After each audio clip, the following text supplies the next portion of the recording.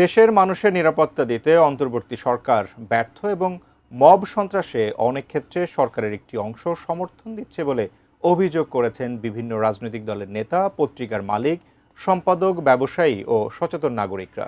সাম্প্রতিক ঘটনাগুলোর মধ্য দিয়ে সরকারের নৈতিক বৈধতা অনেকটা হারিয়েছে বলেও মনে করছেন কেউ কেউ। বিস্তারিত মনিরুল ইসলাম মিন্টুর রিপোর্টে। ইনকলাব মঞ্চের মুখপাত্র শরীফ ওসমান হাদির হত্যাকাণ্ড এবং এই ঘটনাকে কেন্দ্র করে ঘোষণা দিয়ে দৈনিক প্রথম আলো, ডেইলি স্টার, ছায়ানট ও উদীচীর কার্যালয়ে লুটপাট ও আগুন দেয়া হয়। এরই প্রতিবাদে সোমবার দুপুরে সম্পাদক পরিষদ ও সংবাদপত্রের মালিকদের সংগঠন নোয়াবের যৌথ উদ্যোগে রাজধানীর কারওয়ান বাজার, সার্ক ফোয়ারার পাশে এই মানববন্ধন। এতে মব সন্ত্রাসের প্রতিবাদে অংশ নেন সচেতন নাগরিক সমাজের প্রতিনিধি, মানবাধিকার কর্মী, পত্রিকার মালিক, সম্পাদক ও ব্যবসায়ী সহ দেশের বিশিষ্টজনরা। এর আগে হোটেল সোনারগাঁয়ে যৌথ প্রতিবাদ সভায় ওসমান হাদি হত্যাকাণ্ড, গণমাধ্যমে আগুন, লুটপাট, লক্ষ্মীপুরে শিশুকে হত্যা ও ময়মনসিংহে ধর্মীয় উস্কানিতে হত্যাকাণ্ডের ঘটনায় তীব্র নিন্দা জানানো হয়। তারা চেয়েছেন মধ্যযুগীয় কায়দায় আগুন, চারপাশ থেকে আগুন লাগিয়ে যাদের সঙ্গে তাদের মতান্তর তৈরি হয় তাদেরকে পুড়িয়ে হত্যা করা। We have entered into an era of murder.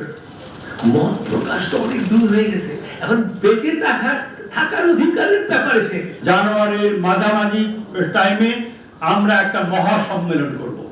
সেই মহাসম্মেলনের মাধ্যমে আমাদের পরবর্তী কর্মসূচি আমরা ঘোষণা করব।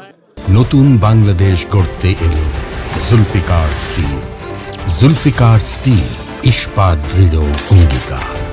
বক্তারা বলেন, গত বছরের 5 আগস্টের পর থেকেই দেশে একের পর এক মব সৃষ্টি করা হয়েছে, তবে সরকার এ ব্যাপারে কার্যকর পদক্ষেপ নেয়নি। এটাকে যেভাবে ব্যবহার করা হচ্ছে এটা তো মব সংস্কৃতিও না, এটা তো অরাজকতা।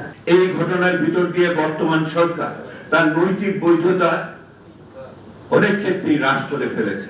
যে এখন যা হচ্ছে that is the result of the consequence of the failure of this government.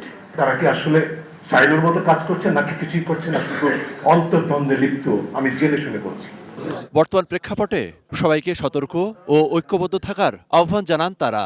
সরকারের ভিতরের একটা অংশের এখানে সংশ্লিষ্টতা রয়েছে, সমাজে এটার পক্ষে সম্মতি তৈরি করা হয়েছিল অনেকদিন ধরেই এবং এটার সাথে রাজনৈতিক ব্যাকআপও আছে। আগামী ত্রয়োদশ জাতীয় সংসদ নির্বাচনকে ভণ্ড করার জন্য, প্রশ্নবিদ্ধ করার জন্য এই ধরনের একটি চক্রান্ত ষড়যন্ত্র হচ্ছে। আমরা যারা আমাদের বাংলাদেশকে সত্যিকার অর্থে একটা স্বাধীন, সার্বভৌম, গণতান্ত্রিক বাংলাদেশ হিসেবে দেখতে চাই, তাদেরকে আজকে শুধু সচেতন হলে চলবে না, রুখে দাঁড়াতে হবে। এখন রুখে দাঁড়ানোর সময় এসে গেছে। মনিরুল ইসলাম মিন্টু, এটি নিউজ, ঢাকা।